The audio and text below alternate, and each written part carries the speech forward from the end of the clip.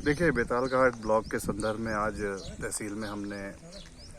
SDM को ज्ञापन प्रेषित किया है। जो यहाँ की जन समस्याएं हैं, मूल रूप से हम सभी देख रहे हैं कि जब मैं विधायक के तौर पर हमने वर्ष 2021 में एक महत्वपूर्ण घोषणा कराई थी। वो थी हमारी भवाली सैनिटोरियम होते हुए चौरसा से रातीघाट मोटर मार्ग के मिलान की। क्योंकि कहीं ना कहीं हम सब जानते हैं कि कैंची धाम में आए दिन जिस प्रकार से जाम लगा रहता है, आवागमन को लेकर बहुत ज़्यादा दिक्कतें, कितनी बार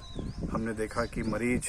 उस जाम में फंस जाते हैं, शादी ब्याह के लोग जाते हैं वो फंस जाते हैं। तमाम समस्याओं से वहाँ पर लगातार लोगों को जूझना पड़ता है।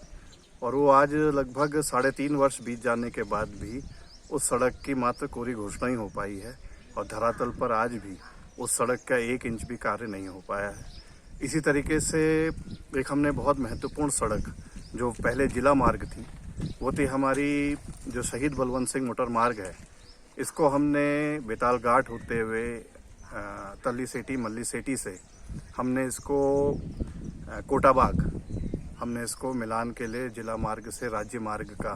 प्रस्ताव सरकार में स्वीकृत कराया था। और उस वक्त हमारी इच्छा थी कि ये 2 लेन हो जाए और इसमें हॉट मिक्स हो जाएगा, तो जिससे हमारा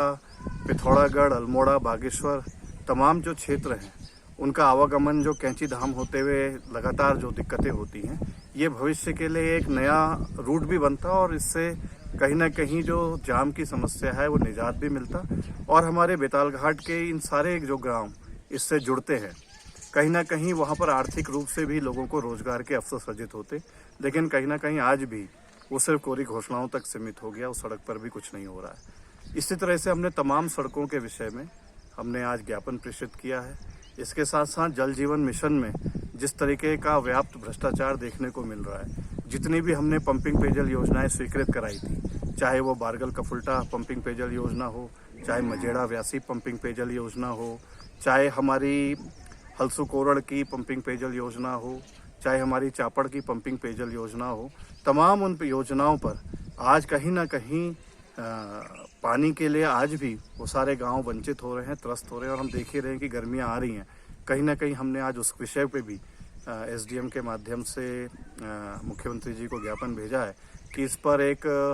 हाई पावर कमेटी के माध्यम से जांच होनी चाहिए कि आखिर इतना पैसा सरकार का लगने के बाद भी आज भी ग्रामीण क्यों पानी से वंचित हैं, क्या कारण रहे, क्यों आज भी लोगों को पानी नहीं मिल पा रहा है। इसके साथ साथ हमने फसली मुआवजे को लेकर, क्योंकि आज भी जो काश्तकार हैं जिनकी फसलें चौपट हुई हैं उनको मुआवजा नहीं मिल पाया है। आपदा के समय में